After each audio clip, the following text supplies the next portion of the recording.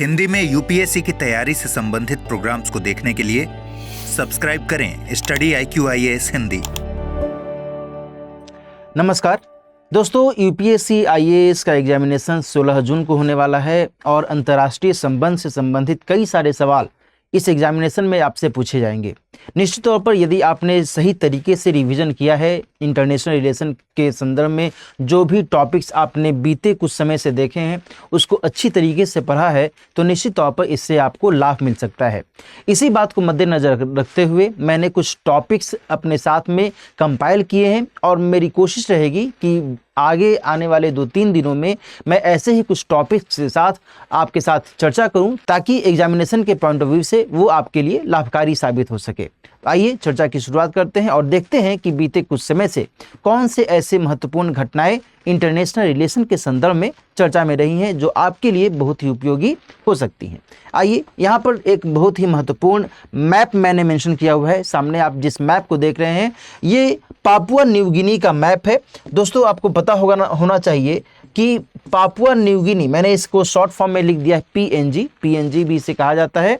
तो यहाँ पर अभी हाल ही में एक बहुत भयंकर भूस्खलन की स्थिति देखी गई थी और ये जो भूस्खलन हुआ था ये इंगा प्रांत जो PNG का है वहाँ पर हुआ था और इसी कारण से यह जो टॉपिक है चर्चा में रहा था। तो इनकेस यदि आपसे सवाल के तौर पर पूछा जाए कि इंगा प्रांत कहाँ से बिलोंग करता है तो ये PNG से बिलोंग करता है। यदि हम PNG की बात करें तो इसका जो लोकेशन है, ज्योग्राफिकल लोकेशन, ये दक्षिण पश्चिमी प्रशांत महासागरीय क्षेत्र के अंतर्गत आ जाता है और इस लिहाज से इसके बारे में भी आपको ध्यान में रखने की आवश्यकता है।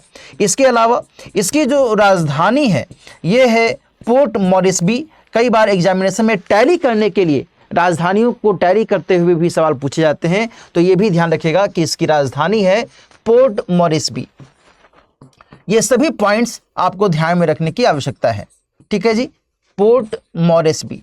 अगली जो खबर है ये ट्यूनीशिया से जुड़ी हुई है। ये एक अफ्रीकी देश है, ट्यूनीशिया उत्तरी अफ्रीकी देश है और यहाँ के बारे में जानकारी मिली थी कि लगभग 23 जो प्रवास करने वाले लोग थे यहाँ से इटली जा रहे थे और इसी क्रम में वो लापता हो गए। उनके बारे में खोजबीन करने की कोशिश ट्यूनीशिया के पुलिस के द्वारा की जाने लगी और इसी संदर्भ में यह विषय चर्चा में आया।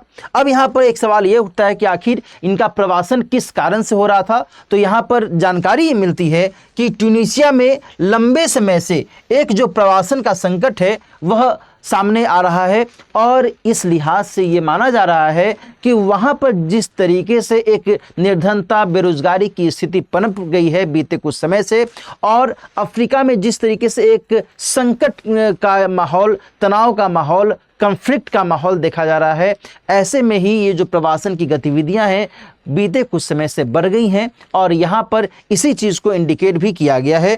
तो यहाँ इस बात को ध्यान में रखिएगा कि जो ट्यूनीशिया है ये उत्तरी अफ्रीकी देश है।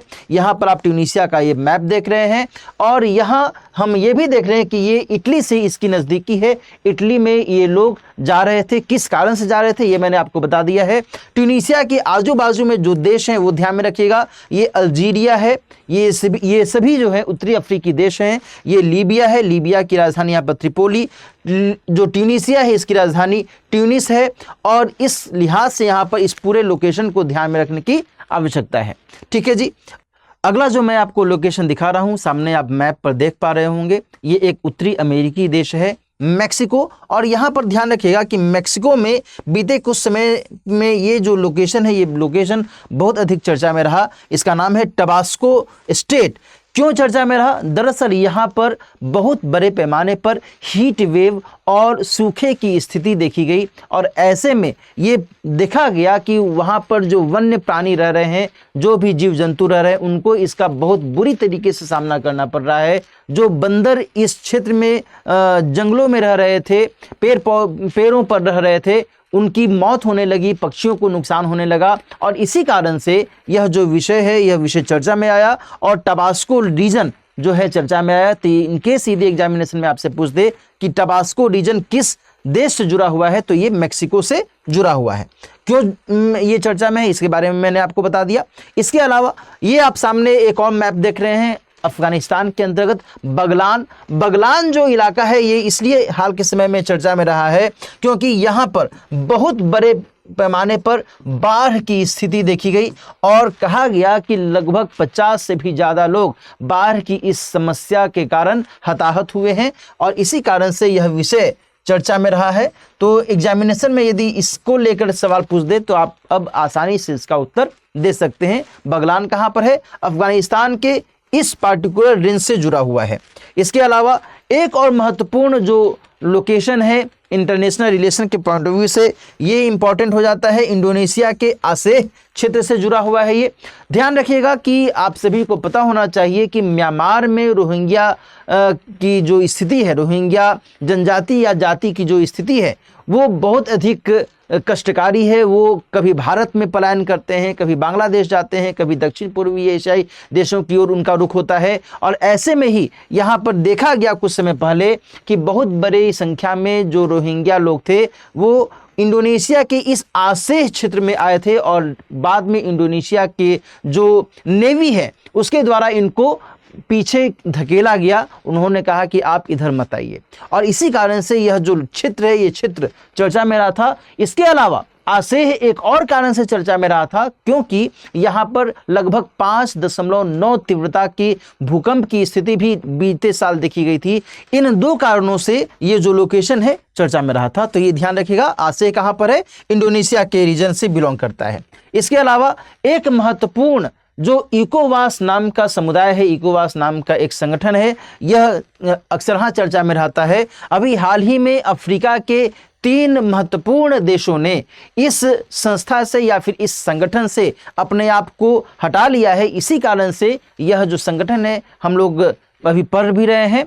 और इकोवास का मतलब मैं आपको बता दूं, इकोवास का मतलब होता है economic community of west African state. तो इस नाम से ही आप समझ पाएंगे कि आखिर वेस्ट अफ्रीकन स्टेट कहने का मतलब हुआ कि ये तीनों जो देश हैं ये अफ्रीका के पश्चिमी क्षेत्र से जुड़े हुए हैं और इस लिहाज से यहाँ पर ये जो संगठन है ये संगठन चर्चा में आ गया है।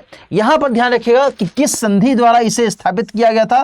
तो 1975 में लागोस संधि के द्वारा इसकी स्थापना की गई थी। इकोवास की लागोस की संधि के द्वारा इसकी स्थापना की गई थी और इसका उद्देश्य जाहिर सी बात है, नाम से स्पष्ट हो जाता है कि पश्चिमी अफ्रीकी क्षेत्र में जो भी देश हैं वहां पर आर्थिक स्तर पर सभी देशों की बेहतर तरीके से संपन्नता हो, सभी एक दूसरे के साथ कोऑर्डिनेट करें, इस लिहाज से इस संगठन की स्थापना की गई थी। वर्तमान में यदि हम बात करें इसकी जो सदस्य संख्या थी दोस्तों, ये टोटल 15 थी, लेकिन अभी मैंने आपसे कहा कि इसमें से 3 जो देश हैं वो अब इसमें से हट चुके हैं। तो इस लिहाज से अब इसकी संख्या में घटोतरी हो चुकी है। ये 3 कौन से देश हैं इसको हम लोग देख लें। ये है माली, नाइजर और बर्किना फासो। क्लियर है? चलिए अगली खबर देखते हैं। अगली खबर बहुत ही अधिक महत्वपूर्ण लोकेशन से जुड़ी हुई है दोस्तों। ये जो पार्टिकुलर रेंज है ये रेंज हमेशा चर्चा में रहता है और यहाँ से यूपीएससी के द्वारा लगातार कई बार सवाल पूछे गए हैं, इसलिए मैंने यहाँ पर इसको मेंशन भी किया है। आपको पता होना चाहिए कि यमन, सऊदी अरब, लाल सागर और अदन की खाड़ी, बाब अल मंदेव की जल संधि, ये जो इलाके हैं अक्सर चर्चा में इसलिए रहते हैं क्योंकि ये हमेशा एक दूसरे के अगेंस्ट में किसी न किसी कारण से युद्ध की स्थिति में बने रहते हैं। अभी आपने सुना भी होगा कि लाल सागर वाले क्षेत्र में जहाज़ों को लेकर के यमन के हौदी विद्रोही के द्वारा किस तरीके से एक आक्रामक रवैया अपनाया गया। ब्रिटेन और अमेरिका की सरकारों के द्वारा, उनकी सेना के द्वारा इस पार्टिकुलर क्षेत्र में कुछ सैन्य कार्रवाइयाँ भी की गई हैं और इसी कारण से यह विषय चर्चा में रहता है। तो इस लोकेशन को आपको ध्यान में रखने की आवश्यकता है। यहाँ पर मैंने इस चीज़ को इंडिकेट किया है। एक जो महत्वपूर्ण जानकारी आपको होनी चाहिए कि आखिर कौन कौन से देश इससे जुड़े हुए हैं, तो यहाँ पर इस मैप के माध्यम से इसके बारे में आपको पता चल सकता है। ये लाल सागर का एक इलाका है, यहाँ पर मिस्र का एक क्षेत्र जुड़ता हुआ दिखता है। इसके अलावा ये जो आप देख रहे हैं ये है सिनाई प्रायद्वीप, बहुत ही इंपॉर्टेंट है और इसके अलावा जो अन्य महत्वपूर्ण देश हैं वो कौन कौन से हैं उनके बारे में यहाँ पर देख लीजिए। ये है इजराइल का एक इलाका इससे जुड़ता है, जॉर्डन का एक इलाका इससे जुड़ता है, सऊदी अरब का क्षेत्र की जो सीमा है वो इससे जुड़ती है लाल सागर वाले क्षेत्र से, यमन इससे जुड़ता है, इरिट्रिया जुड़ता है, सूडान, इथोपिया, ये सभी, ये इसके अलावा जिबूती है ना, ये सभी जो हैं इस पार्टिकुलर क्षेत्र से जुड़े हुए हैं। इन सभी के बारे में आपको ध्यान में रखने की आवश्यकता है। एग्जामिनेशन में यदि सीधे सीधे पूछ दे कि लाल सागर से जो जुड़े हुए देश हैं वो कौन कौन से हैं, तो फिर आपको यहाँ पर ध्यान में रखना होगा कि अच्छा ये सभी देश इससे जुड़े हुए हैं। ठीक है जी। इसके अलावा जैसा कि मैंने अभी आपको बताया भी कि अमेरिका और ब्रिटेन के द्वारा कुछ सैन्य कार्रवाइयाँ यमन के हौदी विद्रोहियों के अगेंस्ट में कुछ समय पहले की गई थी। तो यहाँ पर कुछ महत्वपूर्ण जो एयरपोर्ट्स हैं उनके बारे में ध्यान में रखिएगा कि होदाइदे एयरपोर्ट, होदाइदे हवाई अड्डा और ताइज एयरपोर्ट, ये सभी जो हैं यमन के अंतर्गत आते हैं और अमेरिका और ब्रिटेन के द्वारा इन एयरपोर्ट्स पर कुछ बम्बार्डिंग भी की गई थी और इस लिहाज से यह सभी जो क्षेत्र हैं एग्जामिनेशन के पॉइंट ऑफ व्यू से इंपॉर्टेंट भी हो जाते हैं। ठीक है जी, तो ये ध्यान में रखिएगा। इसके अलावा एक जो महत्वपूर्ण लोकेशन है वेनेजुएला के संदर्भ में ध्यान में रखने की ज़रूरत है। वेनेजुएला एक दक्षिण अमेरिकी देश है और यहाँ पर अभी कुछ ही समय पहले की जानकारी मिलती है कि यहाँ जितने भी हिमनद थे, ग्लेशियर्स थे, वो सभी अब समाप्त हो चुके हैं, है ना। एक हम्बोल्ट ग्लेशियर जो बचा हुआ था उसके भी पिघलने की खबर मिली और देन फिर ये कहा गया कि मॉडर्न हिस्ट्री के पॉइंट ऑफ व्यू से, यानी कि आधुनिक जो विश्व की स्थिति है, इस लिहाज से वेनेजुएला एक ऐसा देश बन गया है जिसके सभी हिमनद, सभी ग्लेशियर्स अब समाप्त हो चुके हैं, पिघल चुके हैं और इसी कारण से यह विषय चर्चा में रहा था। तो यहाँ पर ध्यान रखिएगा कि यदि कभी एग्जामिनेशन में पूछ दे कि हम्बोल्ट ग्लेशियर कहाँ पर था, तो हम्बोल्ट ग्लेशियर वेनेजुएला से जुड़ा हुआ था। इसके अलावा एक और वजह से वेनेजुएला चर्चा में रहा, वेनेजुएला ने तुर्की के साथ गोल्ड माइंस को लेकर के संधि की है। जो वेनेजुएला के दक्षिणी क्षेत्र में कुछ स्वर्ण खदानें हैं, यहाँ पर अवैध खनन की स्थिति देखी जा रही थी और इसी बीच तुर्की के साथ इसने एक संधि की है ताकि अवैध खनन है उसको रोकते हुए और जो वैध खनन की व्यवस्था है वो बहाल की जाए। तुर्की के साथ इसमें सहयोग करने की भी बात की गई है। तो ये आपको ध्यान में रखने की जरूरत है।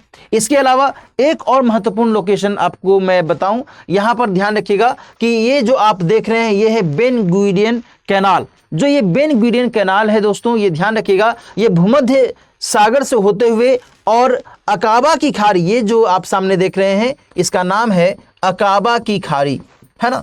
अकाबा की खाड़ी से होते हुए और देन फिर लाल सागर से जुड़ने से संबंधित इस कैनाल के बारे में जानकारी मिलती है।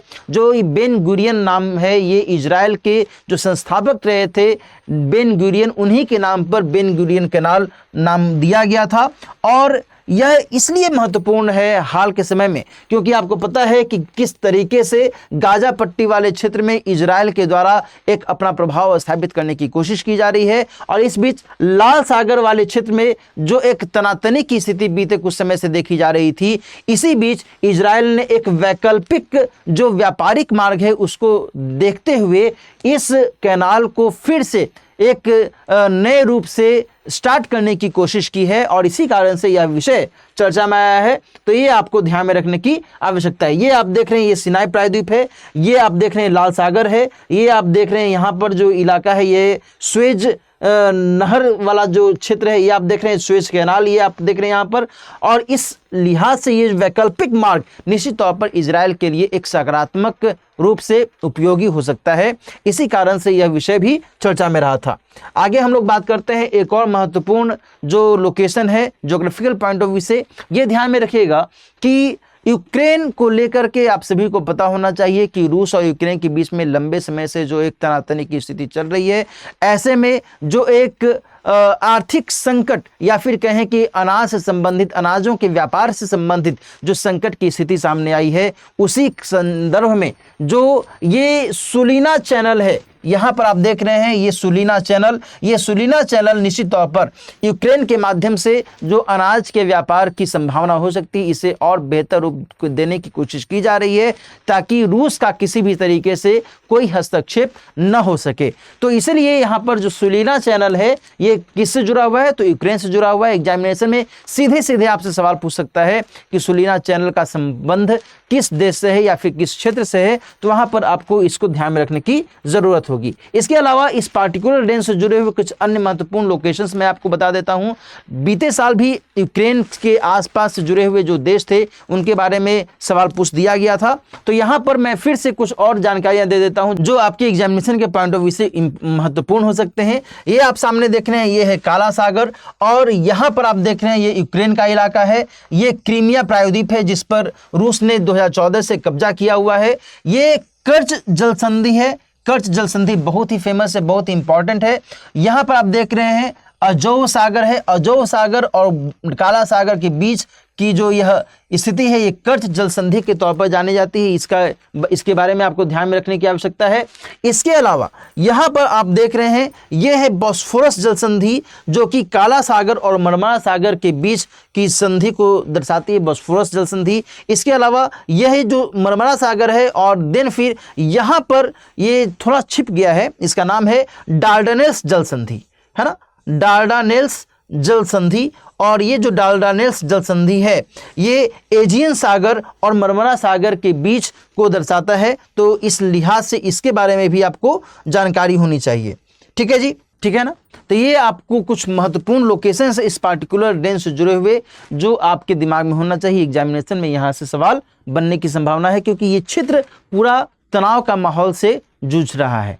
ठीक है, चलिए अगला जो एक महत्वपूर्ण लोकेशन है वो मैं आपको बताऊं। दक्षिण चीन सागर वाला जो इलाका है लगातार चर्चा में बना रहता है। हमेशा चीन फिलीपींस के बीच में अभी कुछ समय पहले एक तनातनी की स्थिति देखी गई और इस कारण से ये जो क्षेत्र है हमेशा किसी न किसी वजह से हम लोग देखते हैं कि न्यूज़ में आता ही रहता है। तो यहाँ पर कुछ महत्वपूर्ण जो लोकेशंस हैं ये आपको ध्यान में रखने की आवश्यकता है, जैसे कि हैनान जल संधि। और यहाँ पर आप देख रहे हैं ये हैनान द्वीप के अंतर्गत ये हैनान जल संधि देख रहे हैं। इसके अलावा ये जो पार्टिकुलर इलाका है ये है लुजोन जल संधि, बहुत ही इंपॉर्टेंट है।